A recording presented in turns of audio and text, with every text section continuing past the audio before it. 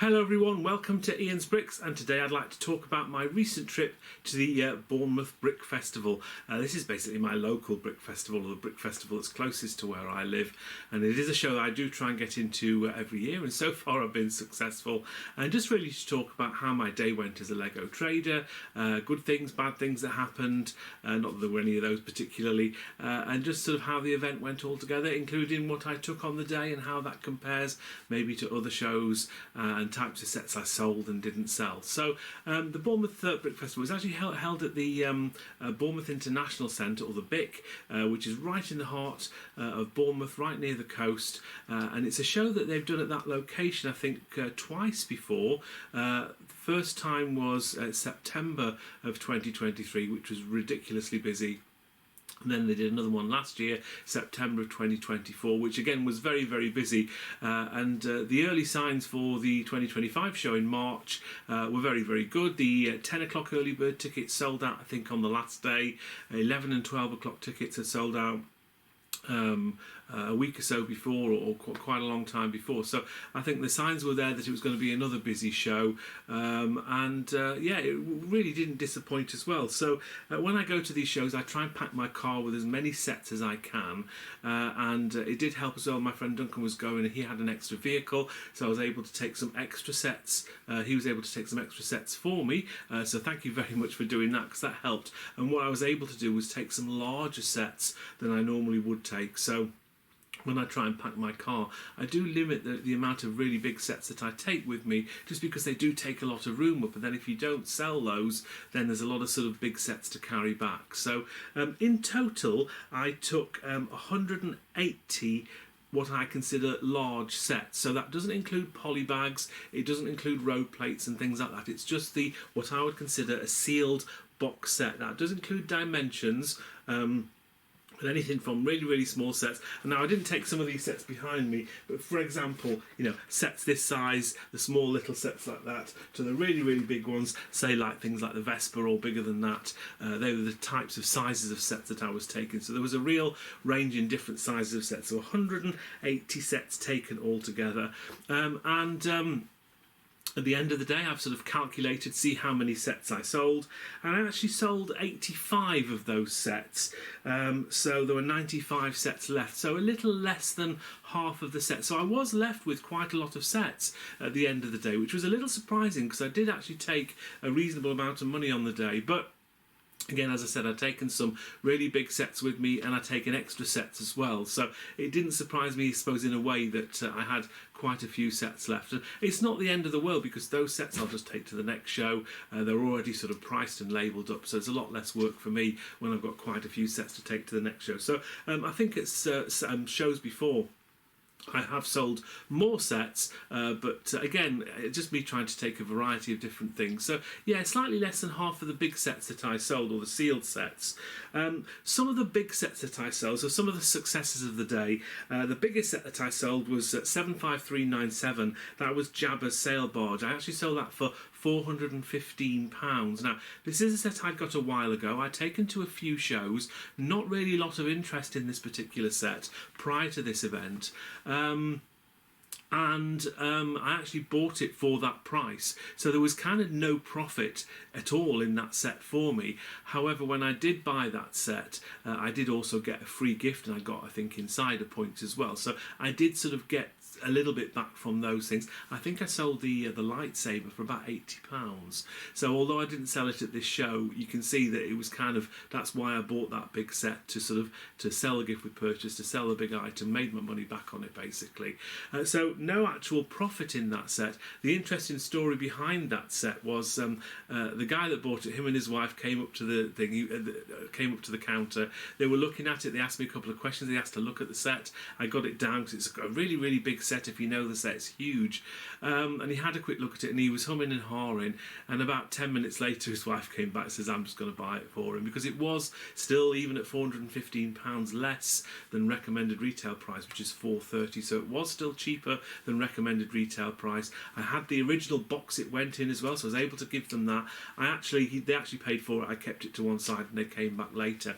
What was very interesting was literally about 10 minutes later, after having no interest in this set at about four or five different shows this year and last year, somebody else came up to me and says, "Oh, there's a Jabba sail barge good. I was going to buy that." These things happen.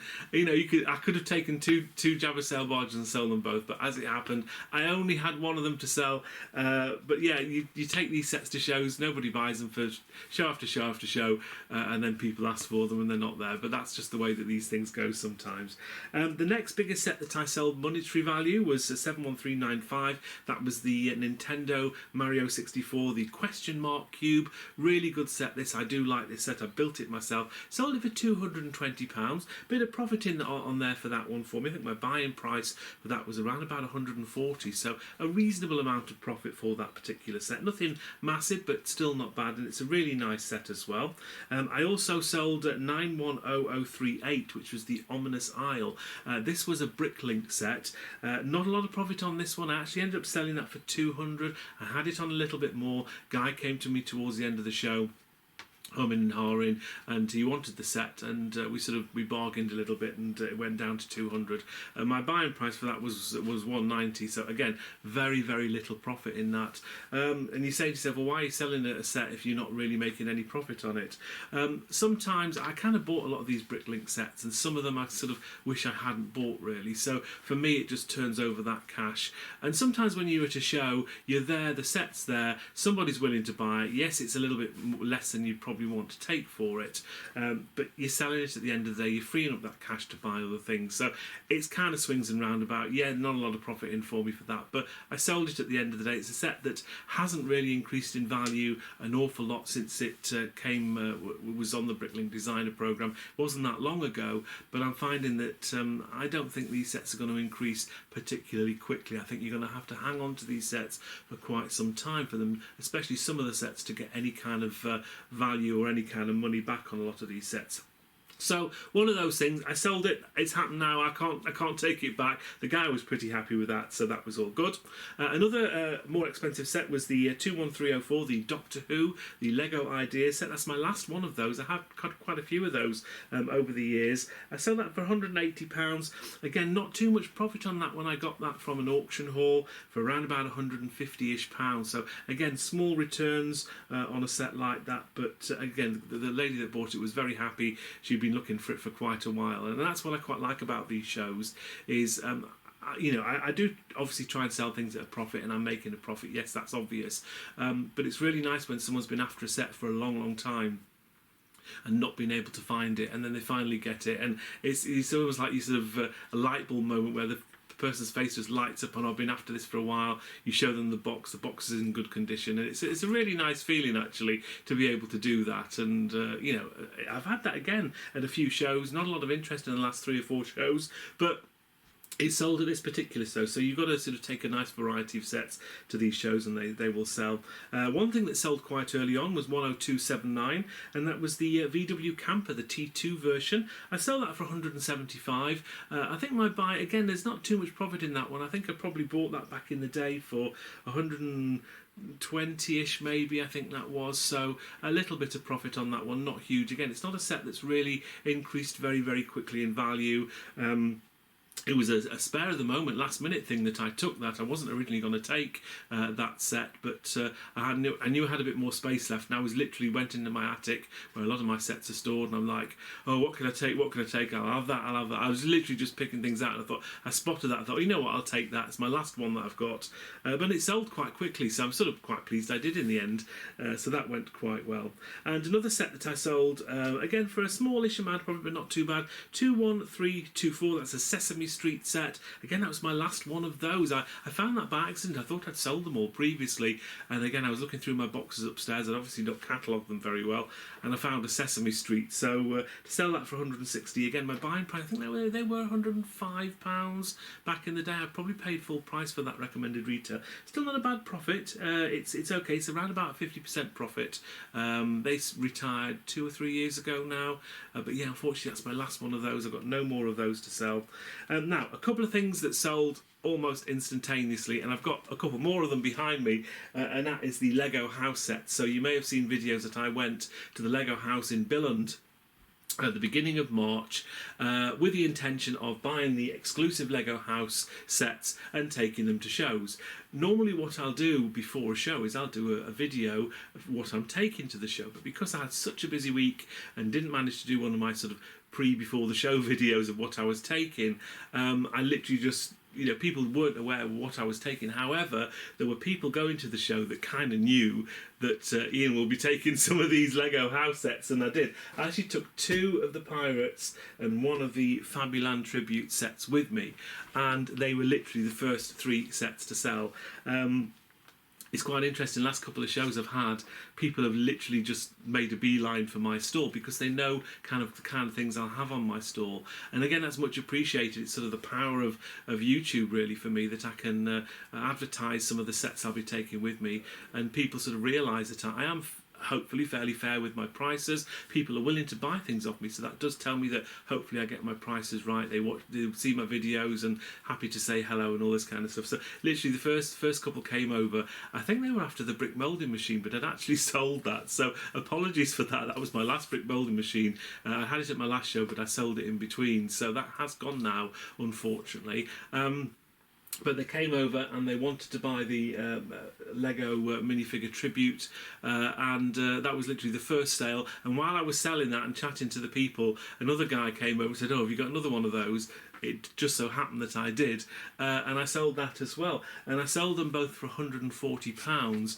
What was interesting, I did see that there were other sellers at the fair that day that had those on at £150, and they didn't sell on the day. So again, partly, yes, it helps me having my YouTube channel, but I think getting the price right of these sets as well, that's a considerable markup. Even I get that as a considerable markup of what I bought the set for only a few weeks ago, but obviously I had to go all the way to Denmark, and there are costs involved in that as well.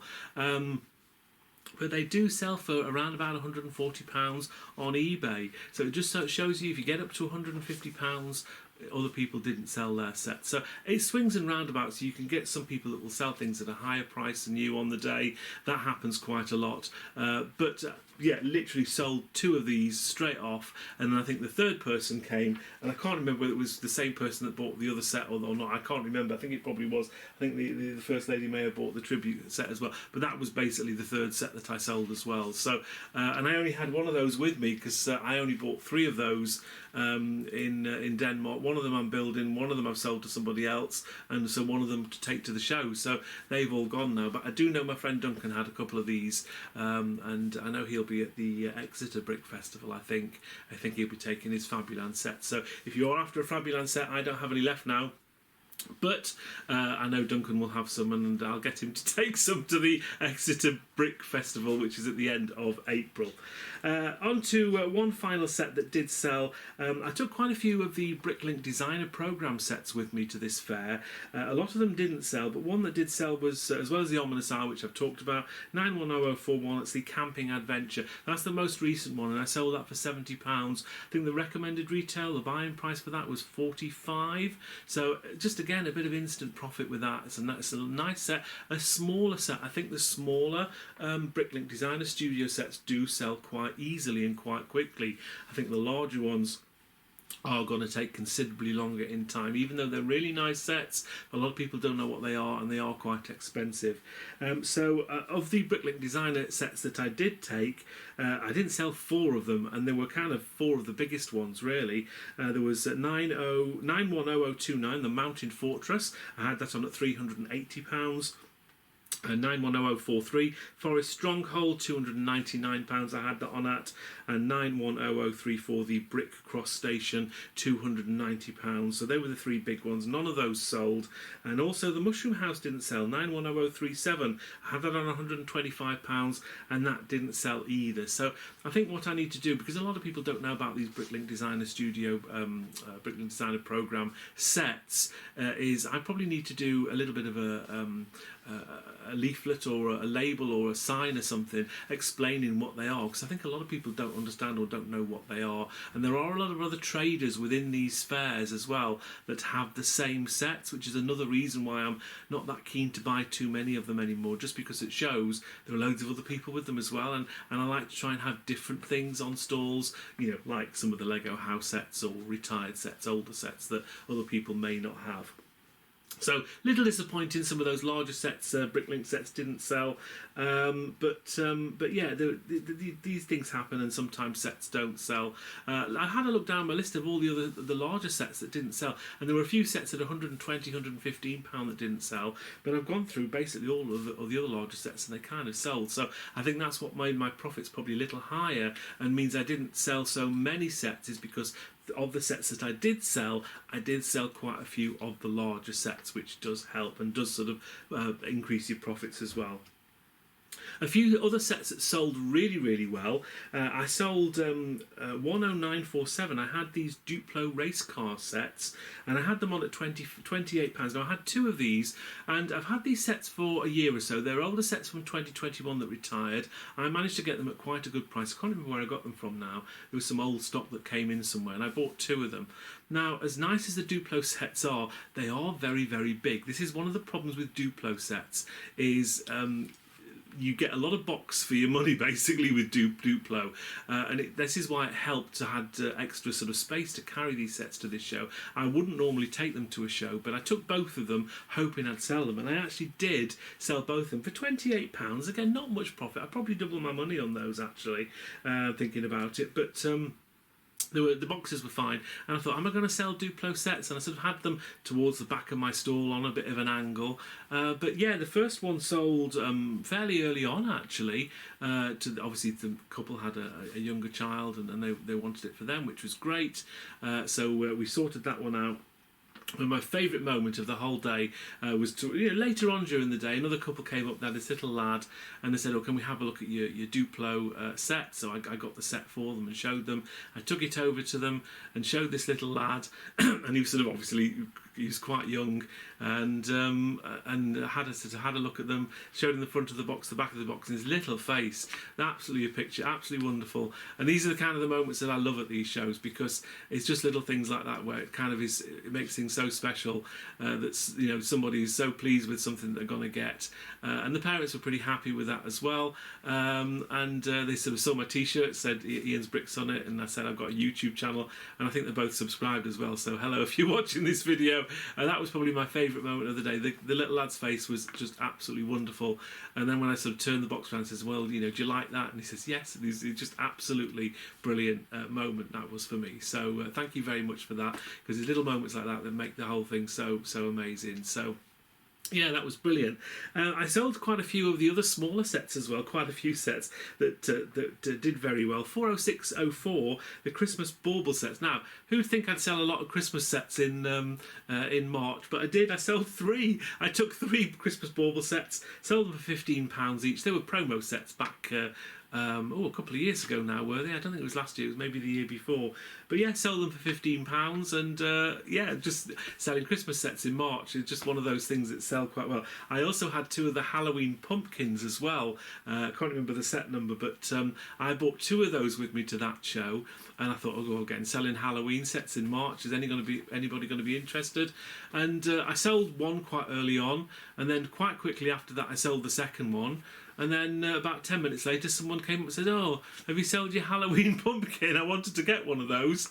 Again, I could have taken three of those and sold another one, but you just don't know at these shows. So that did quite well. 31147, the camera, the retro 3-in-1 camera, that's always a popular set at shows. I think I've pretty much run out of those now. I got a load of them last year when Argos were doing them for 2 for $20, and I was getting other discounts as well.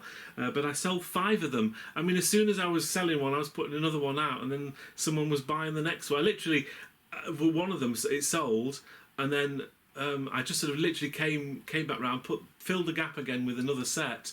and literally said, "Oh, says, so I'm so glad you've got another one. I was just about to buy that, and someone took it." And she literally picked that one up. So then I had to get another one, and yeah, they were just selling great. And I sell them for £14. So their recommended retail price of £18 here in the UK, and I sold all 5 of them for 14. You can get them on Amazon at the moment for around about £14. So I do try and match the Amazon price. I don't really want to rip people off, so people could get them for £14 if they wanted, but they see them on the stall. It is such a good seller, it's such a popular little set, and if I can get some more cheaply to sell on for that kind of price, I will hopefully get some more of those. But for now, that's all of them that I've got. And another final one I was quite pleased about was 71240, and that's the Bane Dimension set. This is a set that I got loads of. When I was buying all these Dimension sets last year, I got loads of those Bane figures, and they just weren't that popular. I was trying to sell them at £10 and then £8. They just weren't selling. And the last show, I thought, you know what, stick them on at a £5, see if they go.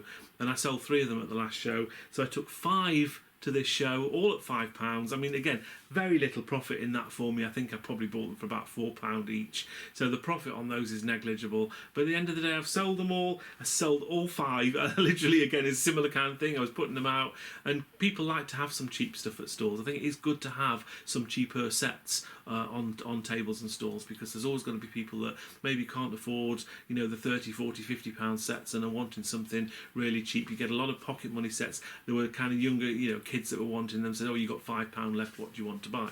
There you go, get a little Lego Bane set. So they did very, very well. I'm not sure whether I've sold out of those now. I might have 1 or 2 kicking about somewhere, but quite pleased to get rid of those. Okay. On top of all of the box sets that I took, I did also take quite a few polybags. I kind of lost count with how many polybags I sold, because I sort of just took a whole bag of them and then were just putting things on my table. So as sets were selling on my table, I would try and replace them with duplicates as and when I had them. But there does come a time when you start to sell sets and you've got nothing to replace them with. So all I'd do is I'd move all my sets down a bit and start putting polybags out. And they sold very, very well. People were looking at them and buying a few here and there. Some of the older VIP parts packs that they did a couple of years ago, they sold quite well. I also sold a few Speed Champions polybags. They did very, very well. And also some Star Wars. I had a few slightly more expensive Star Wars polybags that I got from auction a couple of months ago, and they did well. All the most expensive 3 that I had there, all of those sold, as well as a few other ones as well. So yeah, the polybags were just quite a nice thing. A little bit of extra money. They don't make you a great deal of profit, but it's nice to be able to put something on my table to fill in the gaps. I've had shows before where I've literally started to run out of sets and had big sort of empty spaces on my table, which never looks good. So this is why it's nice to bring a few polybags just to fill those gaps in as and when they start to appear. So, how much money did I make? This is the big question that everybody always wants to know at these shows. In total, here's a drum roll, I took £3,802. So that's my gross takings for the day. That's what I took in money on that day. That equates to 4,916 in US dollars and 4,544 if it was in euros, just to help you with a little bit of conversion, if that helps. Out of that 3,802, 1,116 of that was in cold hard cash. I love having a nice big amount of cash at the end of the day. So 29.35% of my take-ins were cash, and on card, on my SumUp card reader, I took £2,686, which was 70.65%. That's around about average take-ins for these shows. I tend to say around about 25-75% in the favour of cards. It was a little bit more cash this time, and again, you do get some people saying, "Do you prefer cash or card?" And I'm sort of like, I don't really mind. I think if it's a more expensive set, I'd probably say cash if they've got it, because there are fees in the card reader in using my card reader, but again, those fees sort of get swallowed up in the whole thing really of the whole show. There are always going to be costs involved. So, what were my costs? How much does it how much does it cost me to actually do one of these shows? So, the tables for this show were around about £175. So, I have 2 front tables and 1 backing table, and that's sort of how much Brick Festival charge. There's a whole price structure for tables and things like that. And normally, what you do is probably about a year ago, 9 months, a year ago, I put my deposits down for the table, which is £20, and then about a month before the show you then get asked to pay the rest of your bill, which for me was about £155. So yeah, it's about £175 in total that I paid for those tables. So that's quite a big chunk of your money, and so this is why it's sort of an important thing to try and make a decent amount of money at these shows, because you've got some fairly big costs in there. The card charges, so my card reader will charge me a flat fee of 1.69% on everything that I sell at these shows. So my card transaction fees for the amount of money that I took was £45.39. So that's quite a big chunk again of money. But again, it's so important, 70% of my sales are on card. So you've got to have a card reader. I think if you didn't have a card reader, you'd doing yourself out of loads of sales. So it's so important to have that, even though there are costs involved. How much did it cost me to get to the show? Well, probably around about £5 in petrol gas. Not a lot of money. I mean, it's my local show. It's 20 minutes down the road for me. It's really not very far. It's the closest show that I've got to my home. So for me, for once, the actual costs of getting there were very, very little. The one thing you do get ripped off, though, in Bournemouth is the parking. And that cost me £17 for the day. It's so expensive. The problem with the BIC, the Bournemouth International Centre, is right in the heart of Bournemouth, as I've already said. And it's right by the beach. And so this car park, it's quite a big car park. It's used for the concert hall, for the venue. People use it to go and spend the day on the beach and things like that. Interestingly, the £17 I paid was cheaper than what I paid last September. I paid £22 last September. It was early September. So I think they must have a different pricing structure for the summer and the winter, technically. I think probably in March they still class it as winter. The prices will probably go up at Easter time, if I know Bournemouth Council. So yeah, a little bit cheaper than last time, but still £17. Again, that's, a lot of these shows are at sports halls and it's free parking and things like that, so it's quite nice. But yeah, £17 for a day parking is a bit of a rip-off, but it's just one of those things you have to swallow, really, when you go into these shows. And the final thing was food. I probably spent £10. I always bring some sandwiches, some drinks, some things to eat on the day. Fairly small amount to spend, but you've got to have some food as well. Now, one thing I haven't been able to do, just because I've kind of run out of time, is I haven't been able to add up how much a lot of these sets cost me. So obviously, one of the biggest costs that I've got is the cost of the sets that I take. I obviously have to buy a lot of these sets. Now, looking at previous statistics of how much these sets cost and how much actual profit I made at this show, based on those takings of 3,800 and knowing that there was a couple of larger sets that I sold that I really didn't make a lot of profit on, I'm guessing that my actual net profit for this show is around about the £1,000 mark. So that's it's not a bad little profit for a show like that. The total of those costs that I mentioned before, by the way, all the little breakdown, £252, and then obviously you've got the sets on top of that, so £252 sort of basic costs equates to $326 and 301 in euros, just to convert that for you as well. How does the show compare to previous shows? Well, the show that I did last September, very, very similar take-ins, to be fair. I did take slightly more at that show last September. I took £4,028, sorry. So around about, what's that, £220 less that I took at this particular show. So very, very similar kind of money that I take at these shows. Yeah, it just shows it is one of the better events, certainly, and I'm very, very lucky to have it on my doorstep. There is another show at Bournemouth at the same location on the 6th of September even, of this year, so I'm booked in for that, so I'll be looking forward to that show. Let's hope it's as busy. I am aware that the more shows that someone will do in a particular town, the less interest there's going to be. So as there are more shows, obviously, so I went to one of those like 6 months ago, I'm not going to go to another one. So that will have that effect. And I've seen that before in other towns and cities where there's been a lot of shows in the same place. and people just get a bit bored of these shows. I think it is better to have them less times and more times. I think two in a year in Bournemouth should be okay. So hopefully the next show will be reasonably busy as well. So I'll look forward to that. Anyway, that is pretty much it. I do hope you enjoyed this roundup of my Bournemouth Brick Festival. My next Lego show will be the Woking Brick Festival. That's on the 13th of April, so keep an eye out for me at that show there. I'm looking forward to that one. I think it's the first time they've had a show in Woking, so it'll be interesting to see how that one goes. But from me, that's pretty much it for now. Thank you very much for watching this video. I hope you enjoyed it. Take care, and I'll see you in the next video soon. Bye for now. Thank you for watching. Please like, comment and subscribe.